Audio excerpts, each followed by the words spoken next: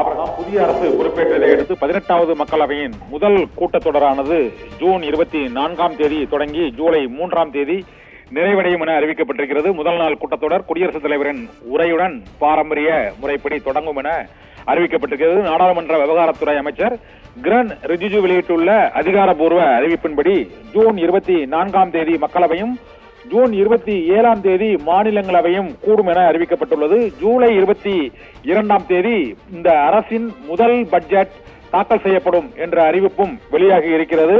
ஜூலை 22ஆம் தேதி முதல் பட்ஜெட் தாக்கல் செய்யப்பட இருக்கிறது. மூன்றாவது முறையாக பாரதிய ஜனதா கட்சி அரசு பொறுப்பேற்றுள்ள சூழ்நிலையில் அமைச்சரவைக்கான இலாக்காக்கள் பிரிக்கப்பட்டு அதிகாரப்பூர்வமாக அறிவிக்கப்பட்டுள்ள சூழ்நிலையில் நாடாளுமன்ற விவகாரத்துறை அமைச்சர் கிரண் ரிஜிஜு நாடாளுமன்ற கூட்டத்தொடர் தொடர்பான அதிகாரப்பூர்வ அறிவிப்பை வெளியிட்டிருக்கிறார்.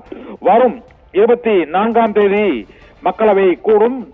நாடாளுமன்றத்தில் குடியரசுத் தலைவரின் உரையுடன் இந்த கூட்டத்தொடருடன் தொடங்கும் என அறிவிக்கப்பட்டிருக்கிறது. ஜூன் 27ஆம் தேதி மாநிலங்களவை கூட்டத்தொடர் தொடங்கும் என அறிவிக்கப்பட்டிருக்கிறது. இதன் பின்னர் இந்த கூட்டத்தொடரானது ஜூலை 3ஆம் தேதி நிறைவடையும் என்றும் அறிவிக்கப்பட்டுள்ளது. அதன் பின்னர் ஜூலை 22ஆம் தேதி 15 நாட்களுக்கு பிறகு ஜூலை 22ஆம் தேதி பட்ஜெட் கூட்டத்தொடர் தொடங்க இருக்கிறது.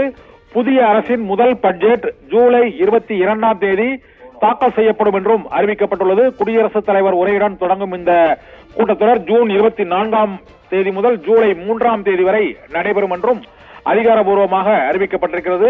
முதல் கூட்டத்தொடரில் வலிமையான எதிர்க்கட்சி 232 எம்பிக்களுடன் இந்தியா கூட்டணி எம்பிக்கள் இந்த கூட்டத்தில் பங்கேற்க இருக்கிறார்கள். இதற்கு முன்பு எதிர்க்கட்சி தலைவரே இல்லாத ஒரு கூட்டத்தொடர் கடந்த 10 ஆண்டுகளாக நடைபெற்றுள்ள சூழ்நிலையில் இந்த முறை எதிர்க்கட்சி தலைவராக ராகுல் காந்தி பொறுப்பேற்ற பின்னர் முதல் கூட்டத்தொடர் ஜூன் 24ஆம் தேதி நடைபெறுவது மிகுந்த ஒரு எதிர்பார்ப்பையும் பரபரப்பையும் ஏற்படுத்தி இருக்கிறது.